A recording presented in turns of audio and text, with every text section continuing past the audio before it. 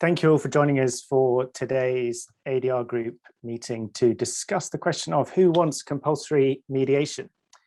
We're going to run a poll in a few moments asking everybody if they would like mediation to be compulsory. I'm then going to moderate a discussion amongst our panel to look at some of the pros and cons of making mediation compulsory. And then we'll run the poll again a second time to see if any of the points which the panel raised have led anyone to change their mind. Let me introduce myself first. My name is Bruce Gregg. I'm a fairly new addition to the ADR panel of mediators, ADR group panel of mediators. Prior to embarking on a career as a mediator, I had a career in business. I've built 2 businesses from spare bedroom startup to 7-figure exit. And I now use that business experience to help resolve commercial disputes, particularly shareholder partnership and director disputes. But my job today is just to act as a facilitator for the discussion. And joining me are our panel. On the panel, we have Suzanne Tager, who is a CEDA accredited commercial mediator. And as well as mediating for ADR groups, she mediates for CEDA and Calm Community Mediation and is a member of the CMC. Prior to becoming a full-time mediator, Suzanne was a commercial litigator at Hogan Lovells, where she trained and spent over 14 years specializing in banking, finance, and insolvency disputes. Whilst there, she also spent time on secondment to the firm's New York office and Standard Chartered Bank's group litigation team in London. Also on the panel, we have Roger Levitt. Roger was ranked as a leading mediator by the Legal 500. He's conducted over 130 commercial and property mediations, both online and face-to-face, and he's a fellow of the CMC, Civil Mediation Council, a member of their board and a member of their standards and registration committee. And finally, we have Carolyn Jones, who is a solicitor, although not currently practicing, and a former law firm partner and business owner, full-time mediator, and a specialist in all matters concerning insolvency. She's a member of R3, the trade association for the insolvency profession, and whilst in practice covered both contentious and non-contentious work. In addition to this insolvency work, she devoted a lot of time to a couple of bank remediation projects, most notably swaps mis-selling, which she tells me is absolutely fascinating, very demanding, and focused very much on dispute resolution without the court's assistance. All 3 members of the panel are also members of a mediation group called Consensum. Now then, compulsory mediation is a hot topic at the moment. The Civil Justice Council issued a report in July about it, and the Ministry of Justice have invited interested parties to submit evidence on the question of compulsory mediation. And Carolyn, I think you have a few words to say about that MOJ call for evidence. Yes, thanks, Bruce, and welcome everyone. As you say, it's a timely opportunity we have today to be discussing ADR and mediation. As we've headlined in the flyers for today, the Ministry of Justice has just closed its call for evidence from all interested parties on many aspects and all forms of ADR, obviously of which mediation is an important one. In the forward to the call paper, senior members of the Ministry and the Judiciary, including the Lord Chancellor and Sir Geoffrey Voss, stated clearly that in their view, mediation is still very much far from the last resort, and that too many cases are still going through the court process unnecessarily. Indeed, in their view, the alternative means of resolving disputes really needs to form part of the mainstream now and no longer be regarded really as alternative. But it goes beyond that. It's striking to see the references that are made to technology and to smarter ways of resolving disputes. The future may lie, and I quote, in combining pre-claims portals and court processes with integrated mediated resolution interventions. Make of that what you will. The call document itself notes some interesting statistics. For example, in 2019, over 2 million claims were issued in the county courts alone, of which only about 300,000, that's 15%, were defended, and fewer than 65,000, which is only just over 3%, actually went to trial. So of the claims issued, it would seem that the vast majority were used as a route to enforcement. And of the cases which were defended and dropped before trial, the majority were pulled quite late on in the process. Now, the late abandonment and settlement of claims has, as I'm sure you know, been a concern for many years. And indeed, this was a strong feature of Lord Wolfe's report on access to justice 25 years ago. Nonetheless, it's still clearly regarded as the cause of really unnecessary strain on resources. The paper also notes the work of the Civil Justice Council, which published its report in 2018 on ADR, setting out extensive recommendations for promoting the awareness of ADR, both in the general public arena, but also within the professions and the judiciary, for better regulation of ADR service providers, and a form of automatic referral to ADR. But it's also worth noting that the Civil Justice Council, in their latest report on ADR, which was only published in July this year, advised that it was both compatible with Article 6 of the European Convention on Human Rights and desirable in certain circumstances to make some form of ADR compulsory. So that's the context in which we're working today. Thank you, Carolyn. And also topical is the CMC conference, which recently spoke about compulsory mediation. And Roger, I think you can update us on that. Yes, thanks, Bruce. It's also very timely to be having this discussion today, as we had a very successful CMC, Civil Mediation Council conference last week. We were fortunate to have as our keynote speaker Sir Geoffrey Voss, the Master of the Rolls, and he spoke about mediation being an essential mainstream part of the digitized civil justice system. Quite a mouthful, but I hope that's clear. He said there is nothing alternative about dispute resolution, and he advocates focusing on the resolution rather than the dispute. And he said that mediations can be repeated until a solution is reached. On compulsory mediation, he said there's a place for encouraging people to mediate as part of the dispute resolution system, as long as it's not used oppressively and as long as it doesn't prevent people's access to the court. He says, therefore, that mediation is compatible with the parties' Article 6 rights. So the debate is very much in play. The question is, where will it go next? The Ministry of Justice recently closed their request for evidence, and we await the results of their deliberations, and we expect a view on compulsory mediation amongst other topics. There's also a very useful mediation guide on the Ministry of Justice website, the link for which I think could benefit from moving to their front page, because it's not immediately clear unless you know what you're looking for. It seems to me that this way the Ministry of Justice could formally and digitally embrace mediation as part of the dispute resolution process. Thank you, Roger. So I'm going to launch the poll in a moment, but first Suzanne is just going to say a few words about the specific question which we're going to be asking you. Thanks, Bruce.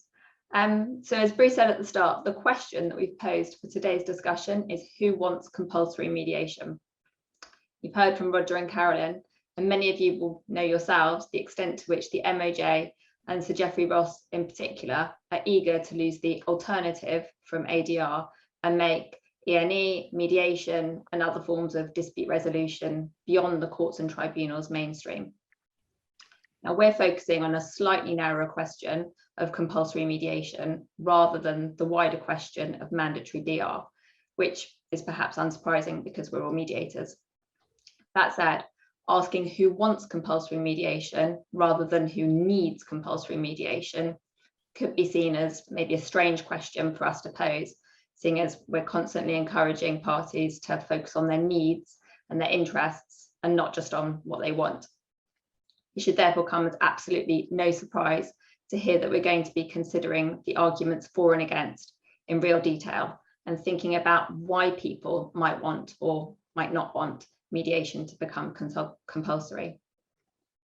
I also wanted to acknowledge that we're all full-time mediators, so I'd forgive you, we'd forgive you, particularly the cynical amongst you, for thinking that the answer to the question is a foregone conclusion and that we all really want compulsory mediation.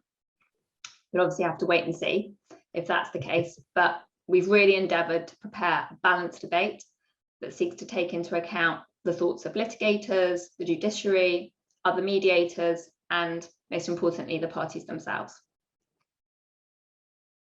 Thank you, Suzanne. Another little detail we're going to cover off again before I launch the poll. Some of you may have different understandings of what is actually meant by compulsion, and Carolyn is going to just guide you on that point, I think. Okay, Bruce, yes, I think it's important we do that. Stressing that this is for the purposes of these discussions only, not necessarily what we really think, but taking the easy one first. So mediation, we're thinking in terms of an accredited mediator meeting either in person or remotely, as we've got more used to doing, with all of the parties, and then participating with or without joint sessions for the purposes of negotiating a settlement, i.e. a solution to the whole dispute. And by compulsory, we mean the parties must attend at least one full mediation meeting with a mediator, as just outlined, as a prerequisite for proceeding with a claim in the English courts. The timing could be before issuing a claim form, before CMC, or on an ad hoc basis in the courts of case management. But we're also talking about that applying to all or almost all categories of commercial and civil dispute, no matter what the amount at stake. And important to stress that we don't just mean some kind of meeting to discuss the possibility of mediation. In some arenas, parties are required to attend what's known as a MIAM, mediation information and assessment meeting. Those do feature, for example, in certain sorts of family cases. They can lead to full mediations, and parties are certainly encouraged in that direction. And possibly, as we'll see later, MIAMs might be made compulsory in a wider range of cases. But it seems to us that if we're talking about making mediation or ADR compulsory, that must mean something more than just the equivalent of a mediation directions type discussion. I should perhaps also end by saying that we're assuming it's attendance that will be compulsory rather than participation as such. If you're getting into the weeds of requiring participation, you're opening up a whole can of worms that I don't think we've got the time to deal with today, interesting though it is. Okay, thank you, Carolyn. And finally, Roger, can you cover off anything else our audience needs to know or think about before I launch the poll? Well, in summary, we're going to be looking at views from both sides of the debate, as you'd expect mediators to do. We think you might be a little surprised at some of the points we put forward and the conclusions that arise. And as Bruce said, we're going to be taking a poll at the beginning and at the end, just to check if your views have changed once you've heard all the arguments for and against. Okay, so here is the poll coming up on your screen in a moment. There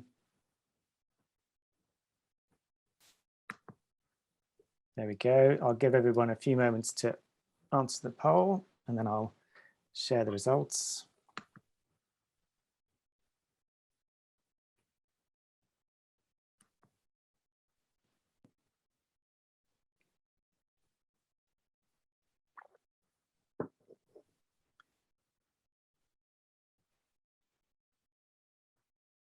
A couple more people can respond if they want to. Obviously, you don't have to, but I can see I've got 22 out of 26 so far. So if anyone else wants to, now's your moment. Okay, so that's a very interesting result. Let me share it with you. So we are precisely 50-50. Full disclosure of the panel voting, we didn't actually touch on that before. Yeah. I didn't vote. No, I didn't vote either. I assumed we weren't. Okay, right. So that's our starting point as far as the poll goes. Just take that off your screens. Okay, so I'm now going to ask the panel to present some of the pros and cons of making mediation compulsory, and we're going to start off, please, with Suzanne, who's going to talk through some of the arguments in favour of making mediation compulsory. Thanks, Bruce. So I'll kick off on some of the arguments for compulsory mediation. Some of you will know Sir Geoffrey Voss said in his speech at Hull University in March that almost every dispute has a sweet spot when it's amenable to consensual resolution. Now, if that's the case, and litigation should be the last resort, then by making mediation compulsory, the MOJ would arguably be helping to ensure that mediation is always attempted and is on everyone's radar. Now, I think many of us would agree that the sentiment underlying Sir Geoffrey Voss's observation is true in most, if not in all circumstances. And the statistics that Carolyn referred to earlier definitely support that contention. That said, a real challenge with bringing in any type of compulsory mediation is ensuring that you create the flexibility that enables you to capture the sweet spot, and that you don't create a system that ultimately requires parties to mediate very early and maybe miss out that sweet spot as a result. So building on that idea of encouraging consensual resolution, many say that we live in a society which is increasingly litigious and angry. So maybe more and better use of mediation could help. I know that those who focus on mediation within schools, so peer mediation, which involves training children to mediate playground disputes, are really hopeful that teaching the next generation to mediate their disputes will encourage them to take a different approach to dispute resolution in the future, and ensure that mediation is a key part of their toolkit for navigating conflict. This idea of encouraging more people to mediate might help them to deal better with disagreement. And I think that makes a certain amount of sense, particularly as a key factor in the success of the mediation process is that it's creating an opportunity for the parties to have a conversation. And that's a conversation that they most probably wouldn't otherwise have.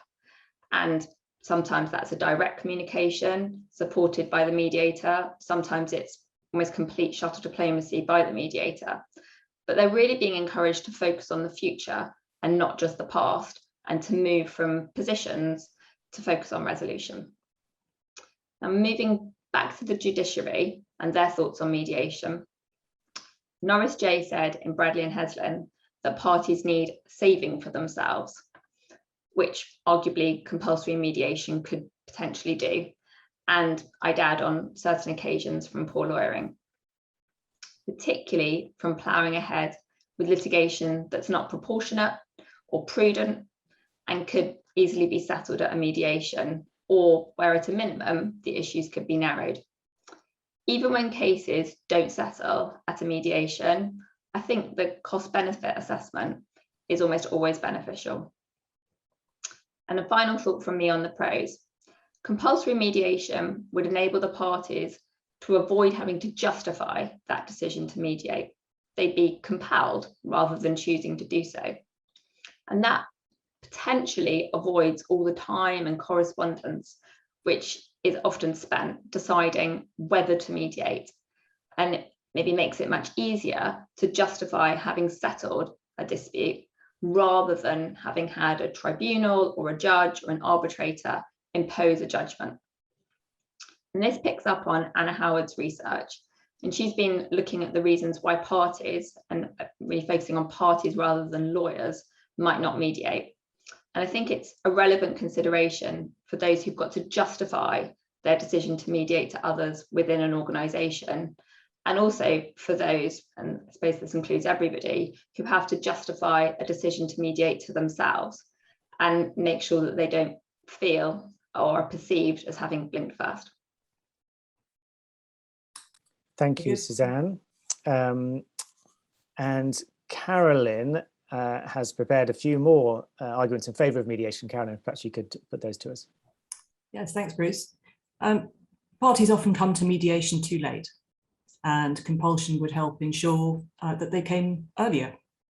As Suzanne said, to help make sure that mediation is brought into the mainstream, and a decision to mediate would be normalised. So if it's on every party's agenda, it won't be a case of blinking first because it's obligatory.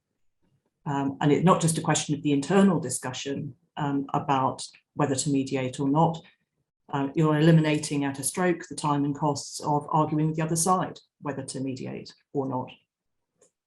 could also increase awareness around the benefits of mediation as distinct from judicial determination, re-establishing communication between the parties, facilitating agreements that judgments of the court can't produce, and so on. But above those smaller points for me is the fact that mediation can achieve settlement even in cases where the parties least expect it. I've lost count of the number of cases where parties' representatives, even really sophisticated ones, have expressed genuine concern to me ahead of the mediation day. It's simply not going to be possible to settle this one, Carolyn. You know, it's just too hard. And yet, to their great surprise, it does. And that's in the cases that have come to mediation. So shuddering to think about all the cases that happened where they haven't even given it a go. And that opportunity has been lost. And compulsion brings that opportunity back for the parties.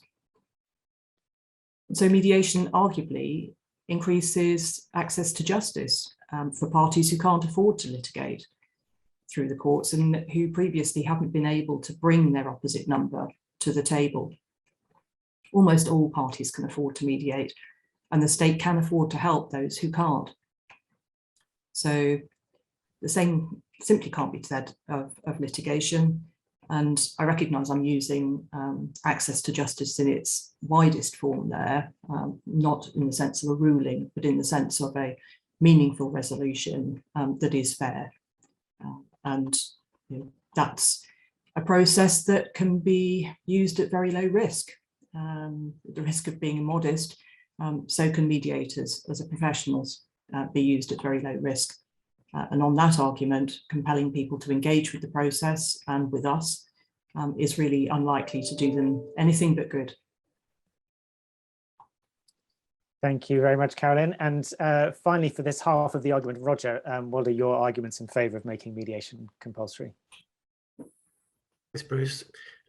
Well, mediation is nearly always quicker and less expensive and less stressful than litigating through to trial. This point is absolutely crucial.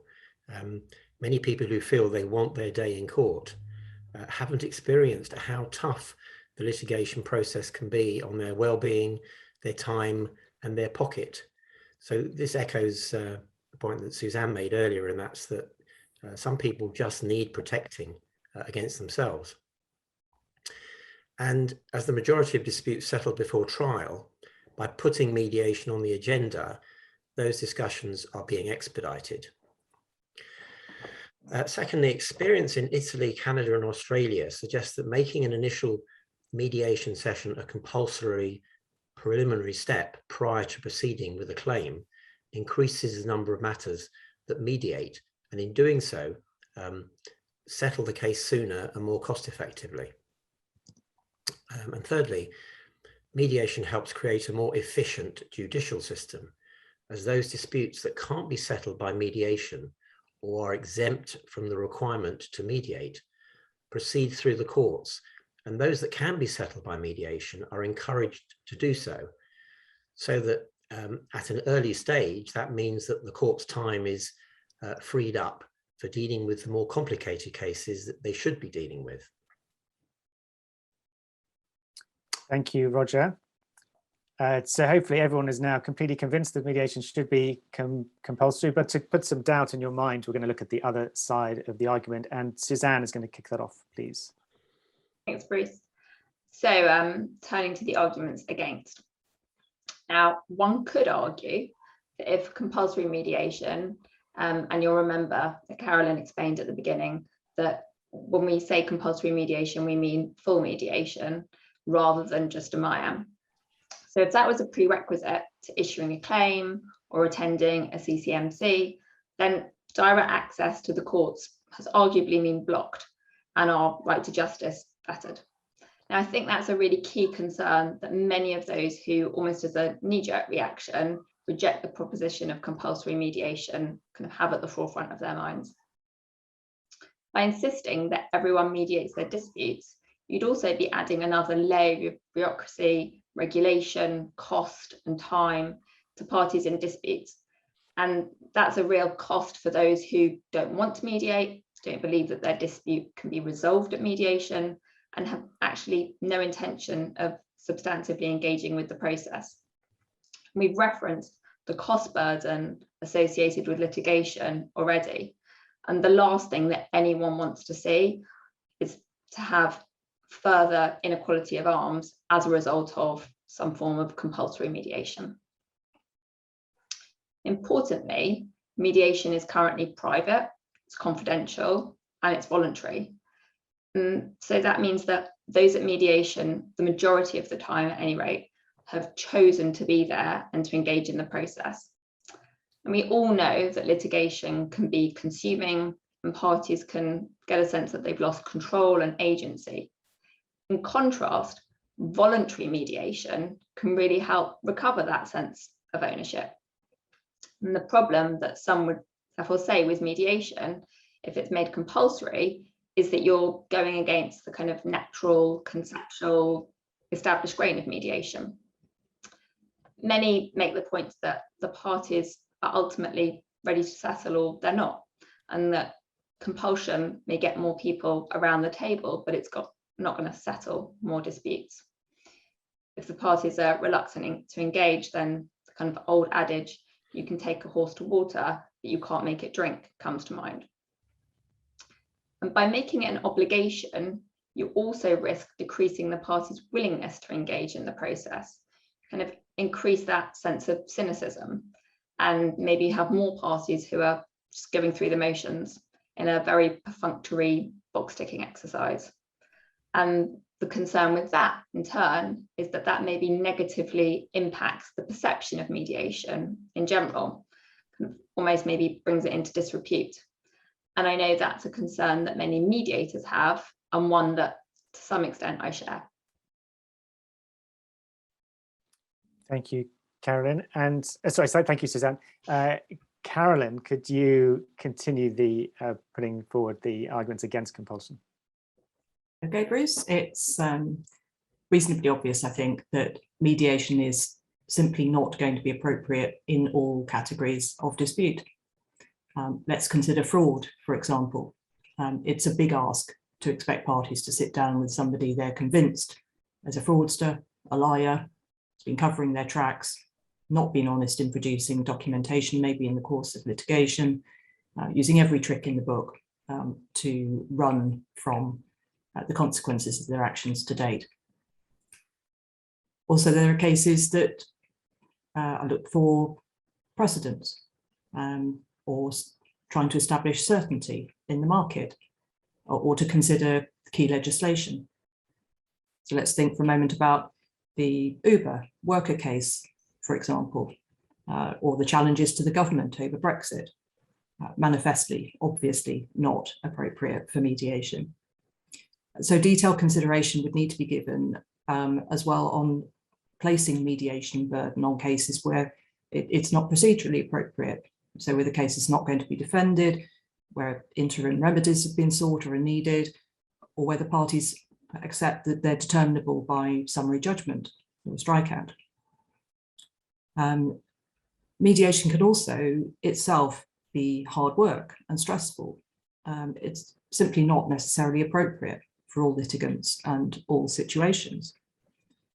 So if compulsory mediation is implemented without the parties having the opportunity to opt out, which might be given, for example, by an application on paper, or without the powers that be having carved out the categories which don't need to be mediated, then it could actually lengthen the court process needlessly for certain parties.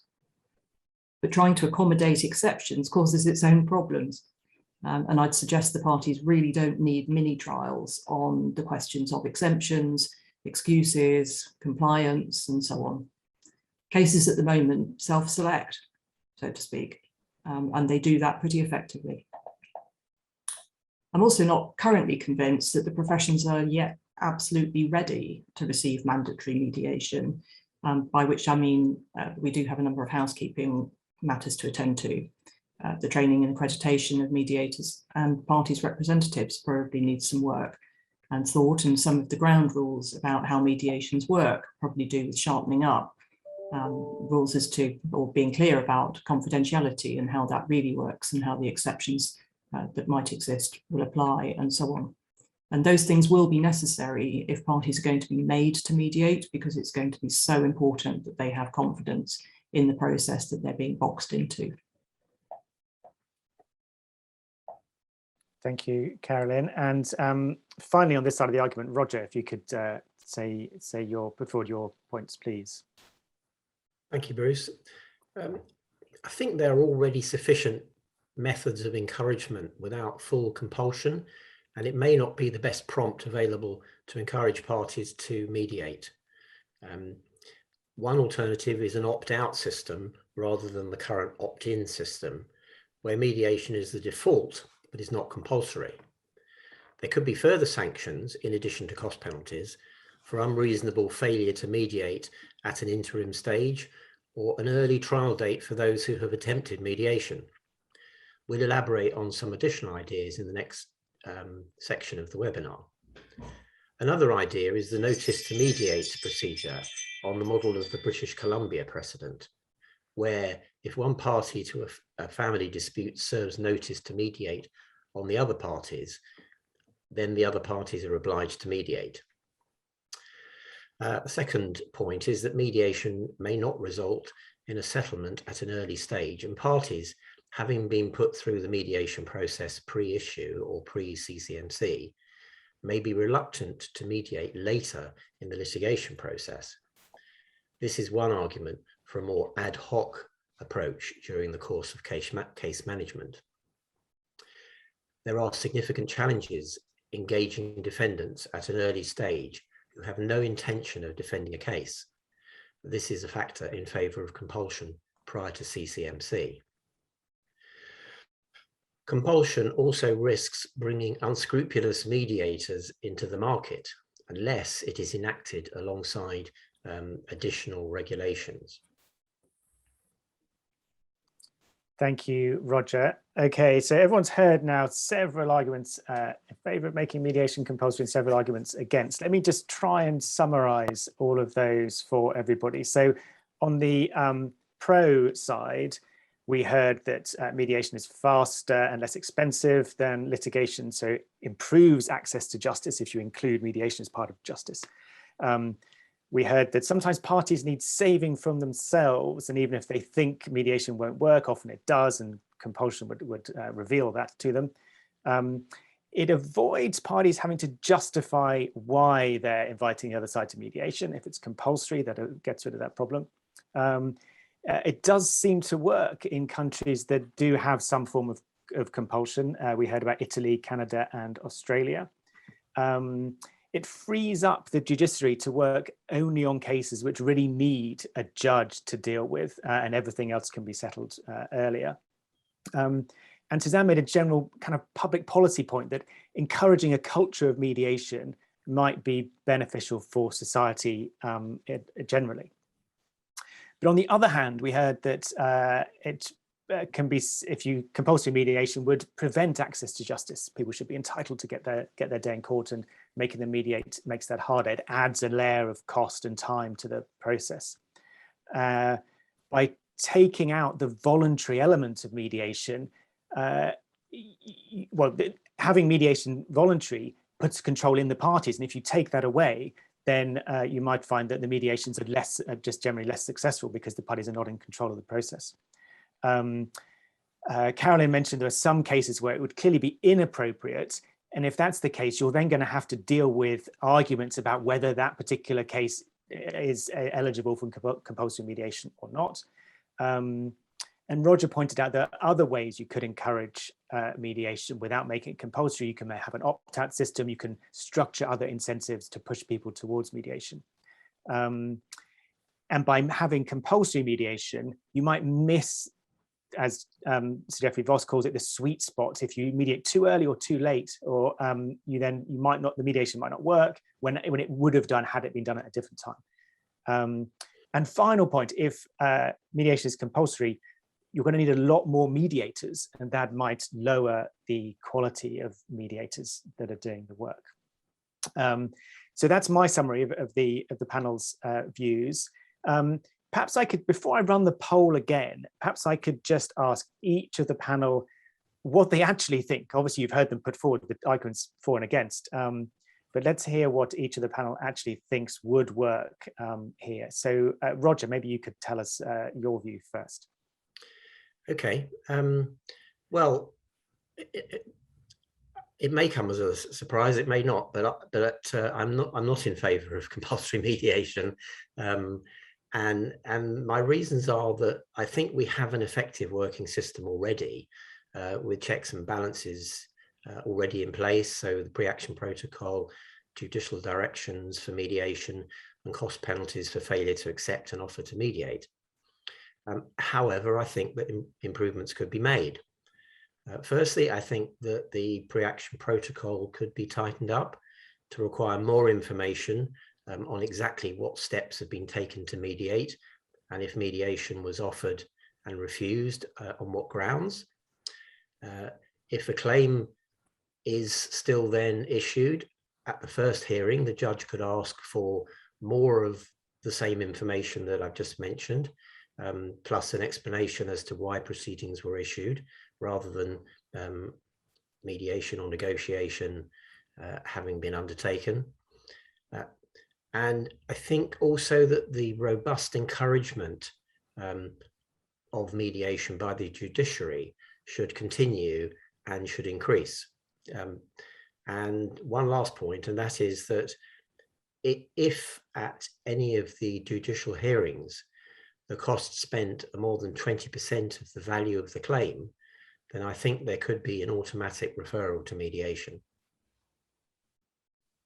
Thank you, Roger. And Carolyn, perhaps you could reveal to us your own view, please.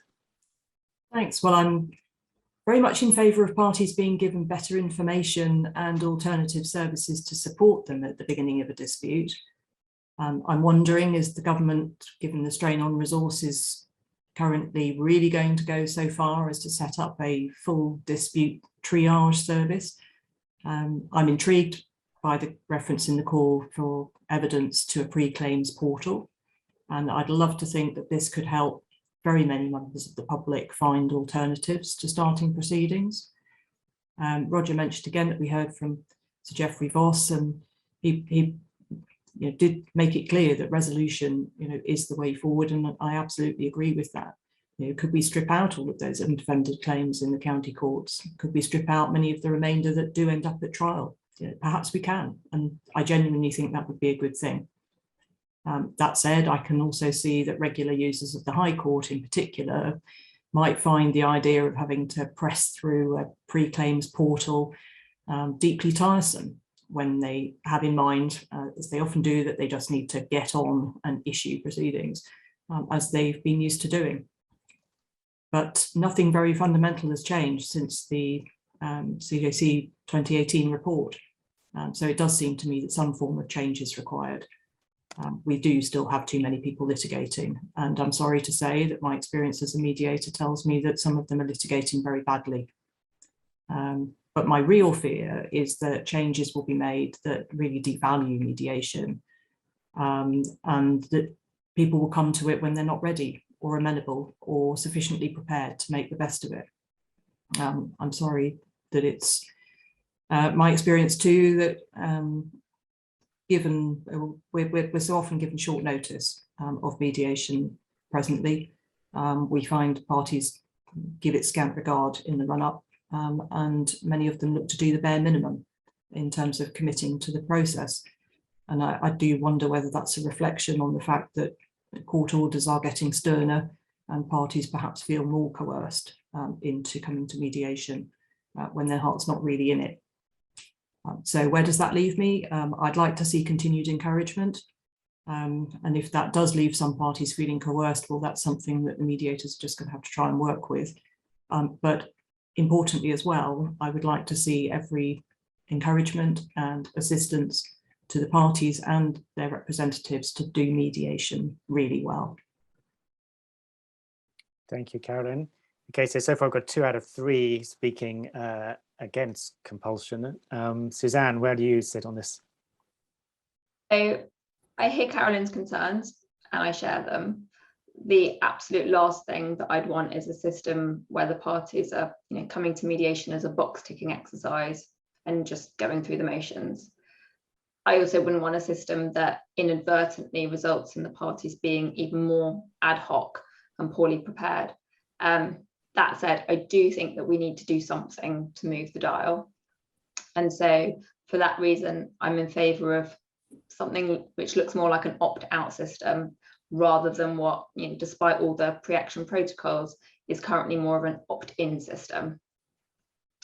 Now, that type of approach might expect parties to mediate, but allow them to apply to court to opt out, probably, on paper, and they'd most probably have to cite a substantive justification for not mediating either at all or at that time.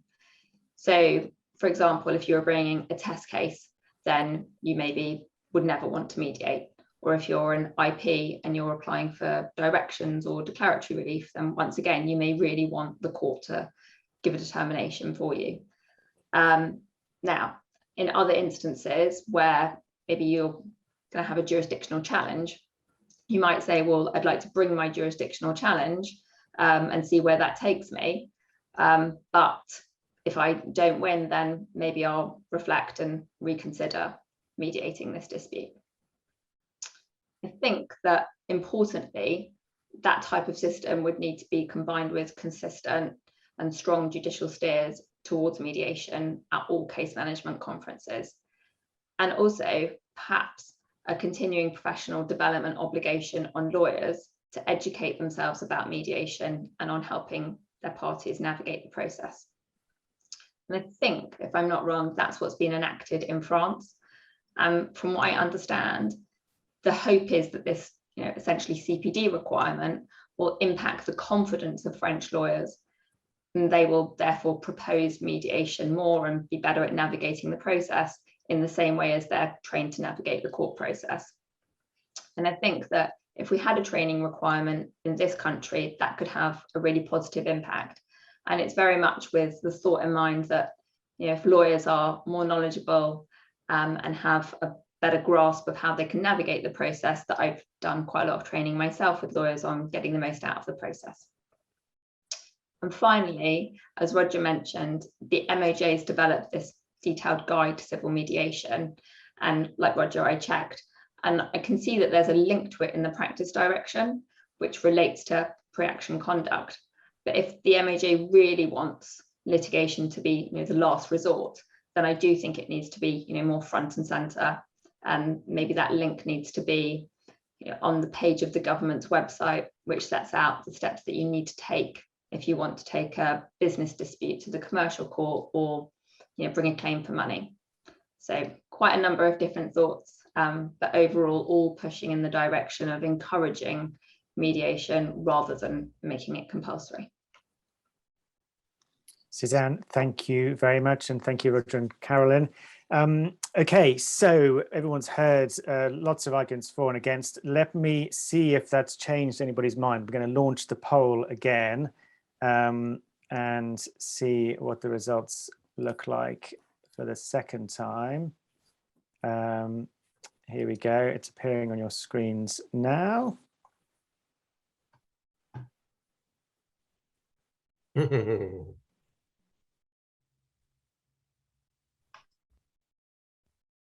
So I've got 20 responses so far. There's a few more people can answer if they would like to. I'll give you another few moments.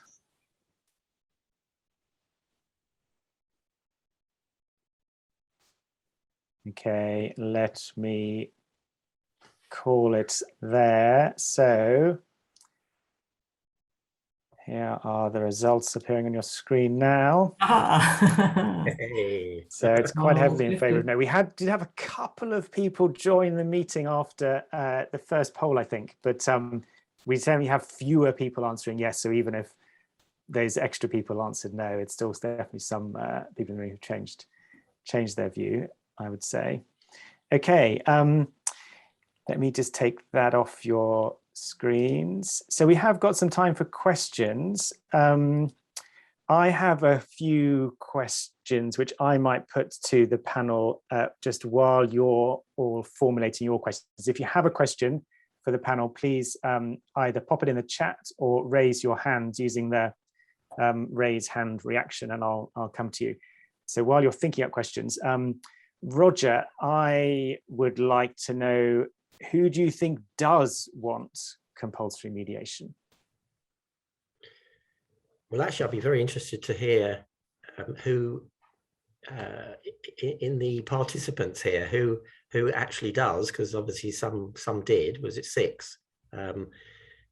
My view from conversations I've had with many dispute resolution solicitors and other mediators is that nobody wants it, actually, and that might seem counterintuitive, because as we started off today suggesting that perhaps people might think that mediators would like compulsory mediation, but in my experience that's actually not the case, and as I said earlier, with the modifications that I would recommend to the current system, I think the current system works best. Okay, thank you. Yes, so if any of the 6 people who voted yes would like to make themselves known if they want to, and give us some insight into why you voted as you did, that would be super interesting, particularly if you voted no originally and then voted yes. Anyway, Tim Constable, you have your hand up. Please, let's hear your question. Don't forget to unmute yourself. Hi. There we go. Yeah, Tim Constable, Denton. So we're commercial disputes, in primarily international commercial disputes. I think for me, the question is not about whether mediation should be compulsory. I mean, we're all avid mediators. We love mediation. We see the process. I mean, if I haven't advised my client to mediate by the time of trial, something's gone very wrong. So, to that extent, all the way to that end, I have no problem with compulsion. But the question is for me when. And I get this, some a claimant from anywhere around the world will chance its arm and try on a claim for very, very significant amount of money, over $50 million or whatever. And they'll do that. And we'll tell them to get stuffed because their claim is hopeless. If they had the power to compel me to mediate at the start, then that is an complete imposition on my client. And what I will do is, I'll mediate, but I'll choose the cheapest, shortest mediation service I could find, and I would just go into it and tick the box, as Suzanne so rightly said. And the other thing is, someone said, it may be Suzanne, that statistically, a failed mediation leads to a greater chance of trial than if you don't mediate at all. So, I mean, that for me would be, it would bring it into disrepute. So there's that. As you get on, it's a sophisticated decision for the lawyers whether to mediate or not. There's a huge amount of factors into play. It's not just the cost, it's also the timing, it's also whether the parties are ready for it. And I think that the courts removed that discretion from the practitioner at their peril to begin with. Once witness statements are finished, I think then it's then that the argument becomes compelling, in my view. And I also like this idea of opting in rather than opting out. But those were my observations. Thank you, Tim. Let me ask another question of Suzanne. Are there other countries that do have compulsory mediation which we should follow, where the examples that do work? So there are other countries that have what they would maybe term as compulsory mediation, but not in the way that Carolyn defined it for the purposes of today's webinar. So there are countries which require parties to have a MIAM, so that information session with a mediator, before they can proceed with their claim. So they do that, I think, in Italy and Greece and Israel.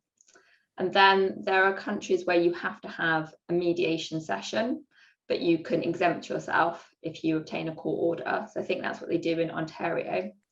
And so I suppose to some extent that's the closest to what we were describing for today's purposes as compulsory mediation. And then Roger referenced that in British Columbia they have this notice to mediate procedure. So you can serve a notice on another party, and that kind of almost triggers an obligation to attend a mediation session. But if you don't then attend the mediation session, then I think that the court ultimately has powers where they can decide whether or not to order a mediation. And then in Australia, I think they have this genuine step statement that you have to file before you commence proceedings. And then that can be relevant to awarding costs. And also the courts have the power to refer parties to mediation, even if they don't want to mediate. I think in terms of whether there's one that I would advocate that we follow, as I said, I do think that if we have more of a culture of an opt-out rather than an opt-in, that's positive. But I do think that you need to have that optionality there. I think the opt-out's really important, and that's, you know, as far as I would ever feel comfortable going. And I don't think that they take that approach anywhere else. And I don't really see there being a huge benefit in MIAMS for commercial and civil cases. I know that people do that in a family context. So I'm not sure, I suppose, is the upshot, that there is another country that I would say, yes, that's who we should be following, and I would endorse the approach that they're taking. Jake Chambers, you've got your hand up for the question. Yes, good afternoon. Thanks, Bruce. So, yeah, as is usually the case with these sorts of debates, it is shades of grey, isn't it? It's not black and white. And to me, it comes down a bit, I think, to what exactly the compulsion is and when it bites. My feeling is that, if you like, the default expectation is that all disputes should go through mediation. But I think Tim brings up a very, very important point, that some disputes aren't really disputes, they're just people chancing their arm, and the claim really has no merit. So some sort of mechanism, perhaps at the point when the court issues its directions, that looks at some of those things and says, you know what, this is a genuine dispute with genuinely two sides that can and should be resolved in mediation. You parties have to go to mediation before you proceed, but it doesn't impose that gateway on every single dispute. That to me seems like a kind of a middle ground that seems to work. Because part of, I think, of the benefit of the big benefit of making mediation compulsory is not genuinely making it compulsory, it's making it more mainstream. It's making more people genuinely consider it. And that's where I think I agree with what Stephen just said. Too many disputants don't really understand the option of mediation and don't really consider it. It's going to be very interesting to see what happens with the suggestion of a pre-claims portal, and how that really, if it does materialise, what that's really going to look like, what resources are going to be invested in that, what signposting is actually going to be given to the parties, and whether that's going to steer them, you know, even to have the coffee that Stephen's referred to. Indeed. Yeah, we haven't really talked much about that. I mean, I have a background in technology. I'm quite taken by the idea of having this artificial intelligence system that Sir Geoffrey Voss hints at, that would, you know, magically tell at what point someone should be going to court versus going to have coffee or going to have a mediation. So that's pretty interesting to see how that turns out. Do we have any more questions? I actually have one more, don't I? Which I prepared earlier. Have we covered this already? Not well, we sort of have, but let me put it to you, Carolyn, anyway. Some people would say there's enough pressure to mediate that we have compulsory mediation in all but name at the moment. Is that a fair thing to say? It's not my view. I don't think we do. I noticed in the CJC report, latest one, they postulate that maybe there is a very fine line between some of the more stringent court orders that we are seeing and compulsion. But it is still true when we say to parties, well done for getting here, and that's all part of the virtuous circle. You've made a good choice in deciding to mediate or seeking help for your negotiations, and that you're genuinely here on a voluntary basis. That is still true, and I think there is a really significant difference between parties making that election and just going through what the court's told them to do. I do recognise that in some cases, the warnings about adverse costs if parties don't come to mediation could be seen as effectively compelling them. But in the scheme of litigation, hard-fought litigation as a whole, I don't think that amounts to much. Okay, thank you. So we are just over the hour now. Thank you to everybody for coming. I'll leave the room open if people want to hang around for a bit, but feel free you're to slip away without feeling that you're abandoning us if you want to now.